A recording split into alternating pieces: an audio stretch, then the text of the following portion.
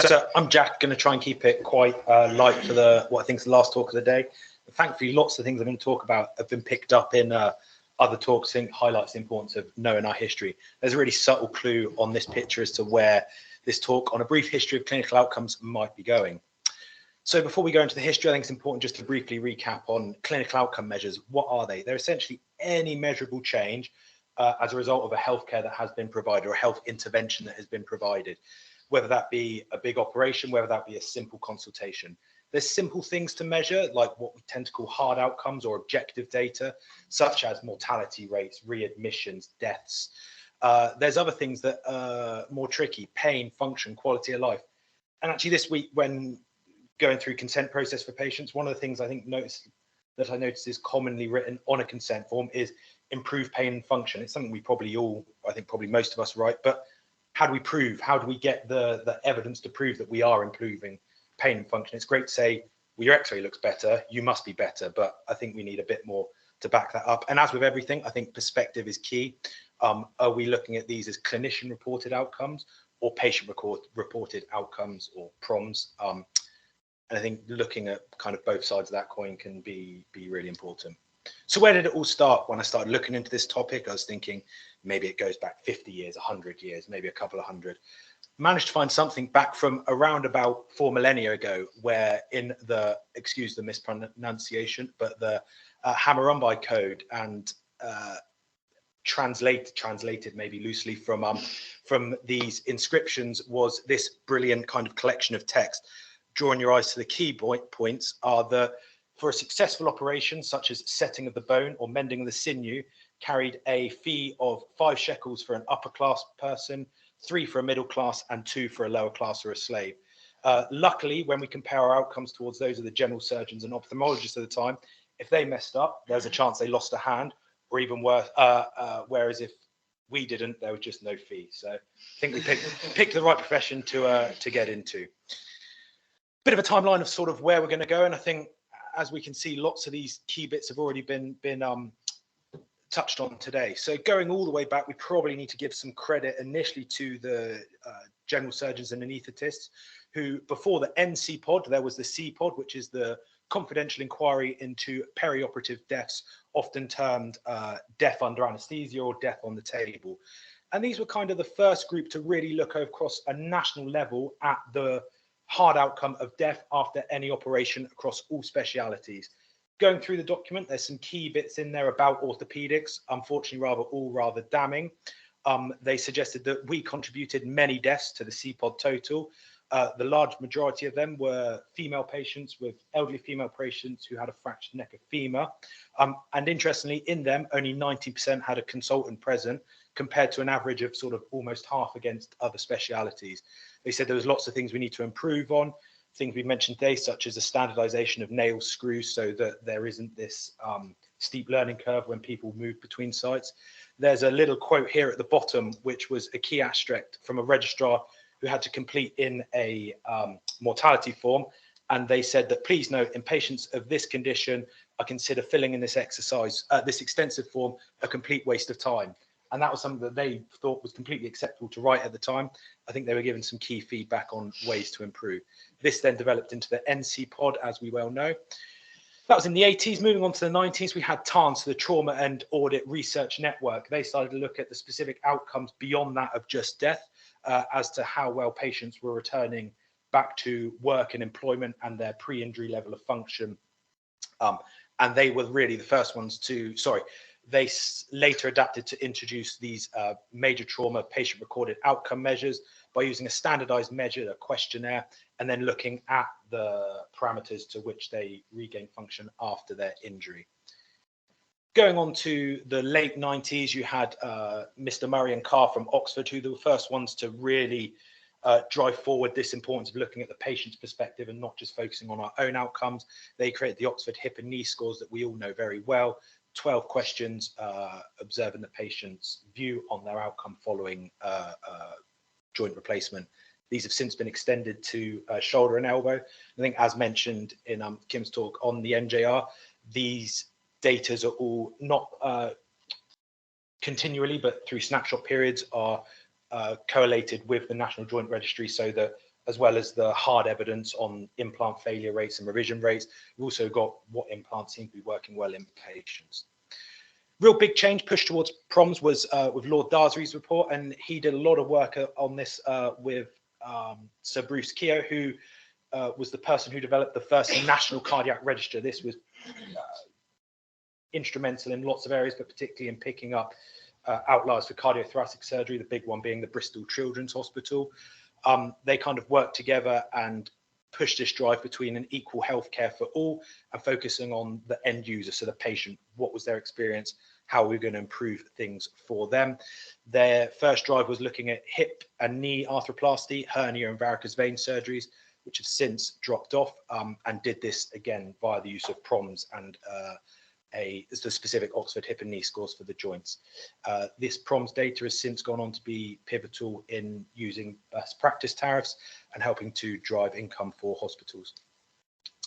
So when we have to give credit to the general surgeons for kicking it all off, I think it's nice to see that orthopedics have really been at the forefront of driving things further forward. So we've got Tim Briggs with the Girth report, and he kind of really looked at how we get everyone to this same level of best practice.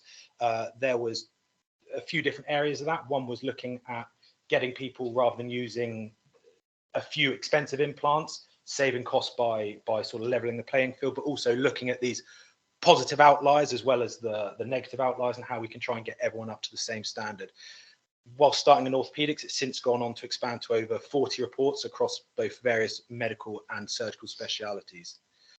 So the future, the image on the left shows that if you just type in orthopedics and outcome measures in PubMed, you can see the exponential rise in the importance this is having on the research.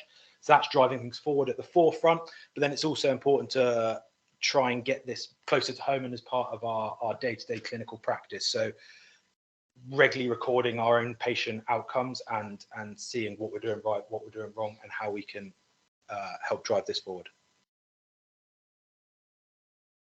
That was it. Oh, there we go. There was a thank you. Okay, so just under a minute, which is a shame. So that was excellent. Any questions? Are there any downsides in your opinion to PROMs score or limitations? So I think a big limitation is the collecting of the data. I think we all know clinics are overbooked, they're busy. We've got the kind of times of 2 or 3 pre-op assessment clinics and things like that seem to be becoming a bit of a thing of the past. So I think trying to be efficient in the way we record and collect this data, doing that in a way that isn't going to be biased in the way it's collected, I think is really difficult. I think the age of digitalization is helping with things. It gives patients the time to fill out these things in their own environment at home when they can sit down and have a think about it rather than being shoved a piece of paper in clinic.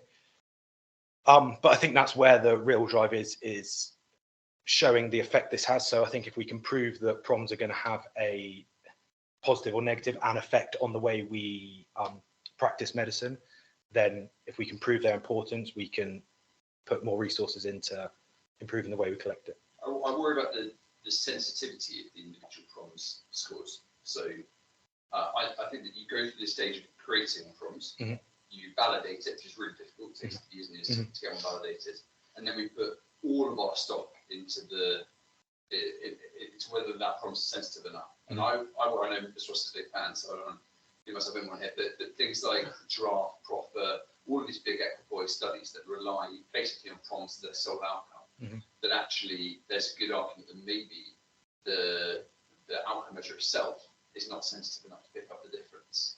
And yet, unless we're really critical going back, the big one for me was unis versus total needs, where the big paper reviews go basically saying there's no difference in PROM scores, and that there's a higher revision rate earlier with unis. So you lose justification of why on earth you do a uni. You put in total and you get the same outcome for the patient, and it'll last longer.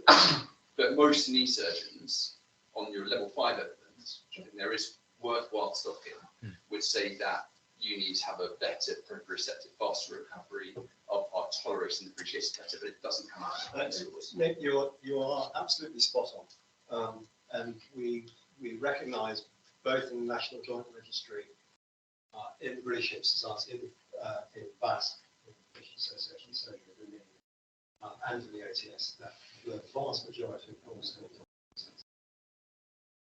and looking at when we look at things like drafting, where we look at clinically relevant outcomes, and you measure a statistically significant difference in the outcome, but it is not reached clinical relevance. That may or may not be true. It may be that it really isn't clinically true, or that the outcome score isn't sensitive to notice the difference. And you are spot on. And it is well recognised, and it's a thing that is constantly debated. So, quite right for doing it, work in progress. So I always say for draft, they say there's no difference being measured. Let's go on 2 years. Let's keep hashing it out, collect more data until we have the specific. Well, you can keep doing that. We've done it now for 14 years. Still.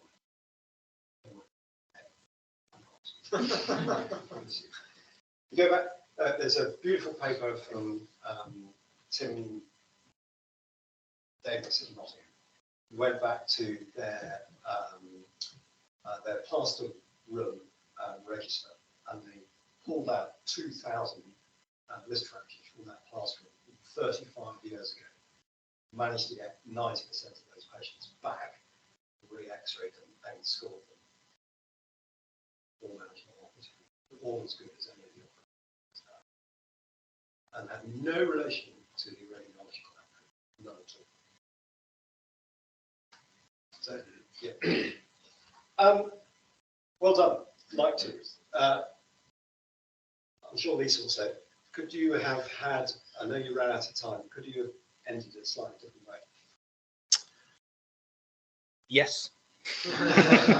So you've left it on the future. That's great for us to think about the future, but it might have been nice to have just a very simple message. Yeah, I think so. I think it's like I had very little insight into outcome measures as a whole in orthopedics. I think you kind of, over a short time, take in all this information. You want to get as much of it through as possible, but maybe, as exactly has been said, less is more. So taking the kind of salient points and That's good. That was good. Just one quick thing: when you go back to the original CPOD about the death rate of neck of femurs, why was it so high? So interestingly, I had a look through it. I didn't read it cover to cover. I couldn't see they actually wrote what the exact death rate was. They just said lots. It was massive. It was massive. So what's death rate for neck of femurs now? What do you expect? So for a year, it's about 30%, right? And at 6 weeks, it's about 10% at 6 weeks. Okay, and in hospital, in that first week, 10 days, yeah, it's about 6 or 7%. Right? But that came out when I was a trainee. I was doing those operations. That wasn't your comment, was it? No. But it could have been. And because why? Why do you think the rate was so high? Right time? Yeah. All of them were done at 3 o'clock in the morning. I remember really, really well as an SHO registrar, all the neck of femurs were done by the most junior surgeon with the most junior anaesthetist after midnight, when all the interesting trauma had been finished. This wasn't interesting. Before I became a registrar, I did just over 300 DHSs and hemiarthroplasties. That was totally expected in those days. We did 1 in 2s. We would not get a registrar post if you did less than 200 to 250 DHSs or hemiarthroplasties. You just wouldn't get it. People expected you to be able to be an independent operator when you became a registrar. We did it all, almost unsupervised, between midnight and 5 o'clock. That was just the way of the world. And surprise, surprise, they did really bad. The death rate in hospital was just under 28%. With one thing I noticed that it's a confidential inquiry. So at the time of these being published, was it confidential as in that it wasn't public, or what do they kind of mean by it was public. Yeah. but individual surgeons, individual units were not identified. Right. Okay. It That's was a what. global trend. Yeah. Okay. Except that surgeon said. Yes. Please, in that form. Cool. Lisa. Yes. So Jack, given you came last after everyone else, what have you learned from the others that you would change in your presentation, or how? So the amount of information on a slide, I think actually what I probably could have done is ended up something more with that, and then kind of spoke around them. Trying to just keep fewer key points on each topic. Yeah, I do honestly think a picture paints 1,000 words is one thing, and the other thing is you find that if you suddenly have changes in time, or that it becomes clear that the audience needs something different, it's really hard to shift if you've got a lot of text on there. And people will do funny things with their mind. That will have a look at that quickly, then we'll start trying to read this. Oh gosh, we missed the beginning of what you've said, so we'll try and join in that. So then we end up with nothing. Yeah. Careful. If actually, if we ask you, the audience, if you were going to tell Jack what he's really good at in terms of presenting, what would you say? He's got a relaxed presentation style, comes across in a that he knows what he's talking about, so he doesn't feel like he's pressurised, he feels relaxed. So relaxed, confident, without being A dickhead. Yeah, and that honestly, Hopefully. as soon as that Without being happens, patronising, you did everybody it yeah. really well. Thank you. So I thought that was really good too. Lovely energy and enthusiasm. That was great. I just think that text is going to go, and the thank you definitely is going to go. And the point I was going to make before I was about to spoil your presentation, which I wasn't. Was it not about? No, Apologies if it wasn't about. no, you were worried I was going to start talking about cardiac, but it was a book that was written by one of the cardiac surgeons at Packworth about 10 years ago, and I've got the title. It might be interesting to do, because he talks about the impact of registries and what that did to your practice and what you would avoid and what you would take on. And they started to see patterns of only doing things where they would look good, and patients who would have benefited from surgery would be avoided and passed from because nobody wanted to risk it because of how they look, not because of what was right for patients. So there are pros and cons. You're right. It's an interesting read, so I'll let you have that. Sort of interested seeing a couple of things today. Is I don't know, the private sector sometimes not gets bashed, but you kind of see it as this. It's a just money generating machine. But actually, there's been at least a couple points today where, so with the CPOD, that was all based off the work of the Nuffield Hospital Group. The NJR being the first ones. I don't know if they chose to mandatorily put their information into it, but it kind of seems that, I guess, is it easier for them to make that change rather than a whole institution? Bupa, I think, were the first ones to do that. Organisation there separate, different from. I don't, because back then I thought it was the Nuffield Hospitals, the Nuffield Provincial Hospitals Trust. So that was the first CPOD, and then even with, I think Bupa were the first ones to, mandate every patient had PROMs. Every patient coming in certainly for orthopedic surgery, had PROMs performed, and kind of they then, and I guess it's a way of not keeping the surgeons in check, but they only want the appropriate people operating. It is easier in the private sector. It's also slightly, you have to be quite careful about how the data is entered. So if you go into private practice, your data will go on a thing called PHIN, PHIN, a Private Health Information Network. And one of the big things as a patient, quite a lot of private patients do go on PHIN, is that your PROMS data is very much on there. And in some respects, that's quite nice, because in terms of when you do your appraisal, you are asked to submit your PROMS data. And it's already done for you, whereas many NHS trusts don't do that as a routine. So yeah, in some respects it is easier in the private sector. But that's another thing for the future. There's this big NHS private divide at the moment. I can predict for you 10 years from now, that's because you will be working in both, and it will be it will be a more efficient process. It has to be.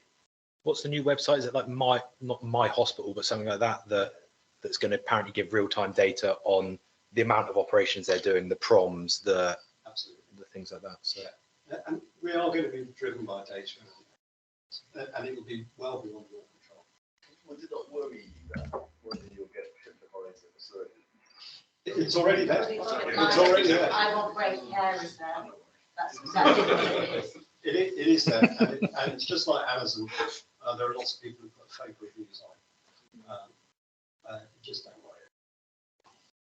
The Nuffield Trust is an independent think tank. It's nothing to do with Nuffield Health.